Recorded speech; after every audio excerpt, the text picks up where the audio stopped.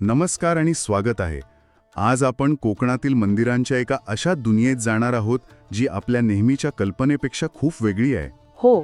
आपल्याकडे एका व्हिडिओचे संदर्भ आहेत जे कोकणच्या काही म्हणजे फारशा माहिती नसलेल्या मंदिरांबद्दल बोलतात. बरोबर. आणि ही मंदिरे फक्त दगड विटांचं बांधकाम नाहीत, तर ती तिथल्या लोकांचं जगणं, त्यांचा विचार आणि निसर्गाशी असलेलं त्यांचं नातं सांगतात. अगदी.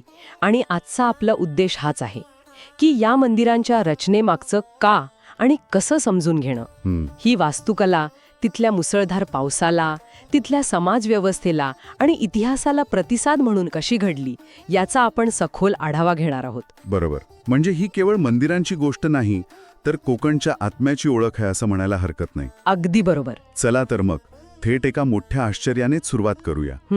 आपण कोणतंही मंदिर पाहिलं की आपल्या डोळ्यासमोर काय येतं? एक गर्भगृह आणि त्यावर असलेलं उंच शिखर. हो. पण मला या स्रोतांमध्ये एक धक्कादायक गोष्ट आढळली.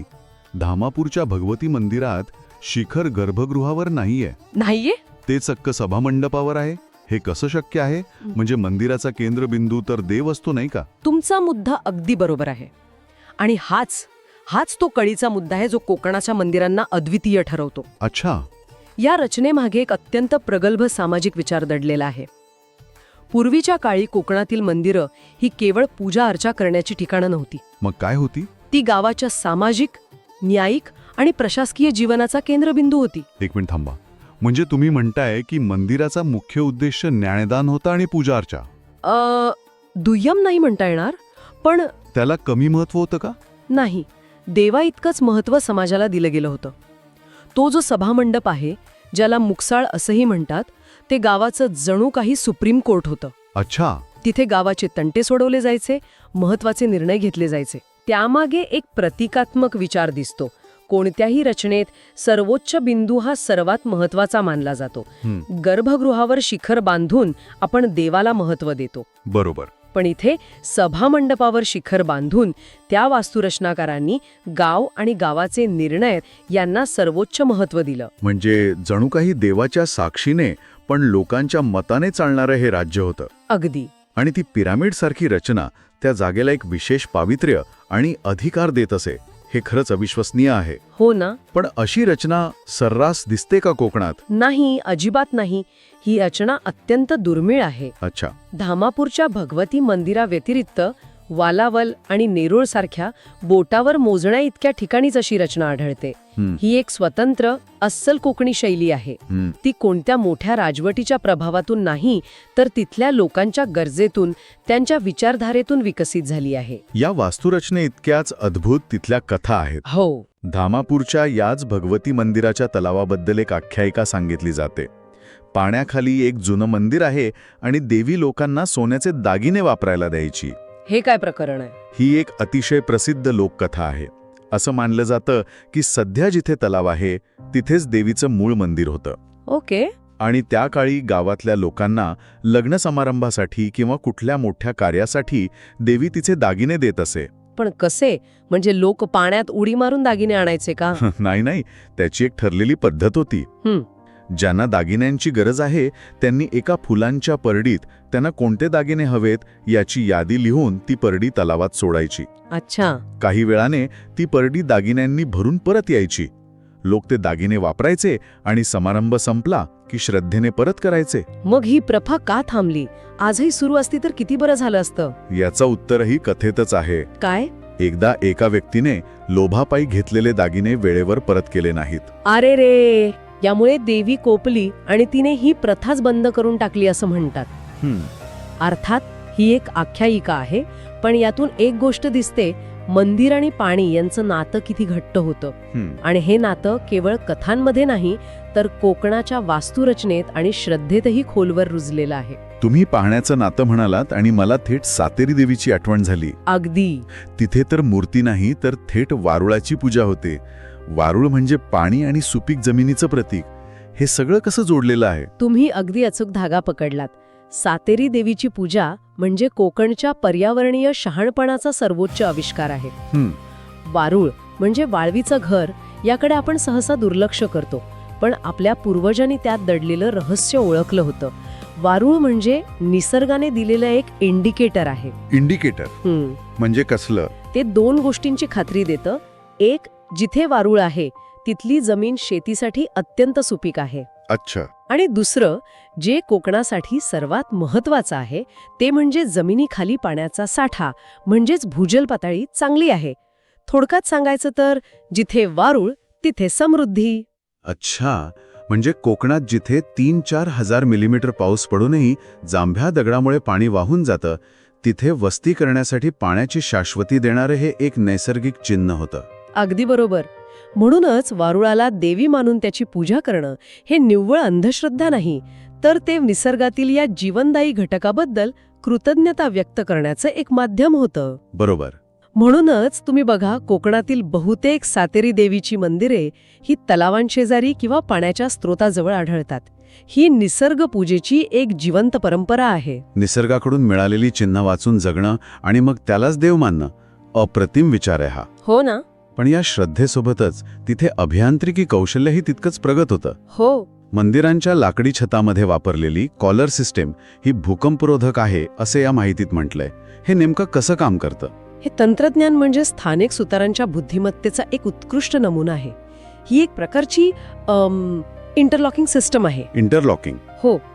यात लाकडाचे 3 भाग एकमेकांमध्ये असे काही अडकवलेले असतात की छतावरून वरून जितका दाब येईल तितकं ते लॉक अधिक घट्ट आणि मजबूत होतं. अरे वा. गुरुत्वाकर्षणाच्या विरुद्ध शक्ती लावल्याशिवाय तुम्ही ते उघडूच शकत नाही. म्हणजे त्या काळातल्या सुतारांना भूकंपाचं शास्त्र इतकं कळत होतं की हा केवळ ट्रायल अँड एरर मधून आलेला शहाणपणा होता, कारण आजच्या सिव्हिल इंजिनियर्सना हे शिकायला विद्यापीठात जावं लागतं. यालाच आपण पारंपरिक ज्ञान म्हणतो, जे पिढ्यानपिढ्यांच्या अनुभवातून आणि निरीक्षणातून तयार होतं. त्यांना हे माहीत होतं की कोकण भूकंपप्रवण क्षेत्रात म्हणजे सेस्मिक झोन 3 मध्ये येतो. इथे भूकंपाचे धक्के बसू शकतात. बरोबर. त्यामुळे त्यांनी अशी रचना तयार केली जी या धक्क्यांना सहन करू शकेल. हेच ज्ञान आज हरवत चाललंय. आज असे कुशल कारागर सापडणंही मुश्किल झालंय जे या जुन्या मंदिरांची दुरुस्ती करू शकतील. हे खूप मोठी खंत आहे. आणि या अभियांत्रिकी कौशल्यासोबतच कलाकारीही होती. मंदिरावर 3 प्राण्यांची तोंड उघडी असलेलं कोरीवकाम आहे. हो. यामागे काहीतरी विज्ञान आहे म्हणे. हो, हे कलाकारांच्या सूक्ष्म निरीक्षणाचं प्रतीक आहे. त्यांनी त्या प्राण्यांची तोंड उघडी का कोरली? का? कारण जेव्हा एखाद्या प्राण्याच्या पाठीवर ओझं ठेवलं जातं किंवा दाब येतो, तेव्हा तो नैसर्गिकरित्या आपलं तोंड उघडतो. खरंच की काय? हो. कलाकारांनी हे निरीक्षण केलं आणि ते दगडात जिवंत केलं. ते केवळ आकार कोरत नव्हते, तर त्यामागे जीवशास्त्रीय सत्य दडलेलं होतं. हे अविश्वसनीय आहे. म्हणजे ते कोरीवकाम म्हणजे त्या काळातील गुगल इमेजेस होतं. तुम्हाला जर दांडपट्टा कसा दिसतो हे बघायचं असेल तर तुम्ही मंदिरावर जाऊन बघू शकत होता. तुमची उपमा अगदी चपखल आहे. खरंच. त्या कोरीव कामात सैनिकांच्या हातात दांडपट्टा आणि तलवार यांसारखी शस्त्र दिसतात. याचा थेट अर्थ असा की त्या काळात ही शस्त्र वापरात होती. बरोबर आहे. त्याशिवाय कलाकार ते कोरूच शकलं नसते. आजच्यासारखा माहितीचा स्फोट तेव्हा नव्हता. त्यामुळे हे मंदिर म्हणजे दगडात कोरलेलं एक ऐतिहासिक दस्तऐवज आहे. खरंय. ते नष्ट झालं की तो इतिहासही कायमचा पुसला जातो.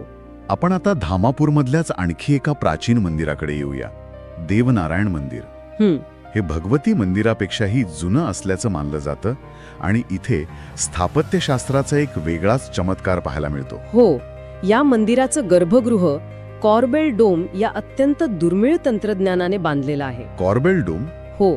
यात कोणताही चुना किंवा सिमेंट न वापरता केवळ दगड एकावर एक विशिष्ट कोनात रचून त्यांच्याच वजनाच्या संतुलनातून एक घुमट तयार केला जातो. म्हणजे कोणताही आधार न देता? कोणताही आधार नसताना शेकडो वर्ष तो घुमट टिकून आहे. हे खरंच एक आश्चर्य आहे. पण त्यापेक्षाही मला आकर्षक वाटली ती मंदिराच्या भिंतींवरची कावी कला. हो, कावी कला. 500 वर्षांनंतरही ती इतकी सुस्पष्ट आणि जिवंत कशी काय आहे? ही नेमकी काय कला आहे? कावी कला ही कोकण आणि गोव्याची एक खास ओळख आहे.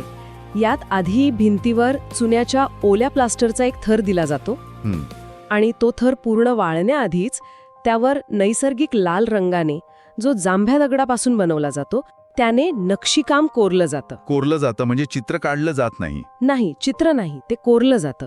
एकदा प्लास्टर वाळलं की ती नक्षी त्या प्लास्टरचाच एक भाग होऊन जाते. अच्छा. त्यामुळे ती पुसट होत नाही किंवा तिचा रंग जात नाही. हे पेंटिंग नाही तर प्लास्टरमध्ये कोरलेली कला आहे. म्हणूनच 500 वर्षांचा पाऊस वारा झेलूनही त्या भूमितीय नक्षी अजूनही तितक्याच रेखीव दिसतात. अगदी. पण या मंदिरात कलेपेक्षाही मोठा एक विचार दडलेला आहे. तो म्हणजे इथे विष्णू म्हणजे नारायण आणि शिव म्हणजे पिंडी दोघेही एकत्र आहेत. हो, आणि हे फक्त धार्मिक ऐक्य नाही, तर हा कोकणच्या सामाजिक जडणघडणीचा म्हणजे सोशल फॅब्रिकचा पाया आहे. या गोष्टीचं महत्त्व तेव्हा कळतं जेव्हा आपण भारताच्या इतर भागांचा इतिहास पाहतो, जिथे शैव आणि वैष्णव पंथांच्या संघर्षामुळे राजकारण आणि समाज विभागला जात होता. राजे एकमेकांची राज्य जिंकत होते. हो, तो इतिहास आहेच. तिथे कोकणाने स्वतःचा एक वेगळा, अधिक सहिष्णू मार्ग निवडला. म्हणजे एकाच गाभाऱ्यात शिव आणि विष्णू असणं हे केवळ 2 देवांचं एकत्र येणं नाही, तर 2 विचारसरणीच्या लोकांचं एकत्र नांदणं आहे. अगदी बरोबर. ही केवळ मूर्तीपूजा नाही, तर सेपरेशन ऑफ चर्च अँड स्टेटचा एक अलिखित नियम होता, जिथे सामाजिक सलोखा हा पंथीय अभिनिवेशापेक्षा मोठा मानला गेला. खरंय. शैव आणि वैष्णव यांच्यातील संघर्ष कोकणात कधीच रुजला नाही. हेच कोकणाचं खरं वेगळेपण आहे. हा एक सामाजिक संदेश आहे जो त्या मंदिराच्या दगडी भिंती आजही आपल्याला देत आहेत. तर आजच्या या सगळ्या चर्चेतून एक गोष्ट माझ्या मनात अगदी स्पष्ट झाली आहे.